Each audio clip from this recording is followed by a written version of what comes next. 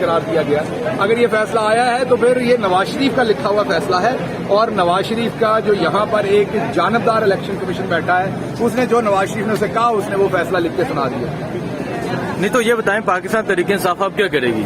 پاکستان تحریک انصاف ہر وہ آپشن کرے گی جس سے عوام کی تعظیم ہو, آئین اور قانون کی تعظیم ہو, جس سے پاکستان کا آئین اور قانون اوپر جائے.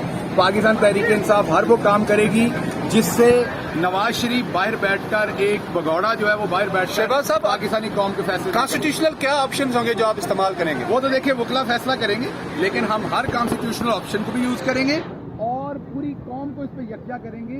یہ جو نواز شریف کا ماؤتھ پیس یہاں بیٹھا ہوا ہے, جانبدار انسان بیٹھا ہوا ہے, جو نواز شریف کے لکھے ہوئے فیصلے پہ جس نے صرف سائن کیے ایک جھوٹا فیصلہ. عمران خان وہ شخص ہے جہاں کھڑا ہو جائے وہاں اربوں روپیہ قوم ڈھیر کر دیتی ہے, اس کے اوپر چند ہزار کا کیس. اس کی اپیل ہائی کورٹ میں ہوگی یا سپریم کورٹ میں ہوگی؟ یہ فیصلہ ہمارے جو ہے وہ وکلا کریں گے. میں کیونکہ قانونی ماہر نہیں ہوں, میں نہیں بتا سکتا. تو کیا اس کے بعد لانگ مارچ کا فیصلہ ہو جائے گا آج؟ دیکھتے ہیں کیا مطلب. شہباز صاحب تھے, انہوں نے بات کی. آگے جو مزید رہنما پہنچا ان سے بھی کرتے ہیں بات.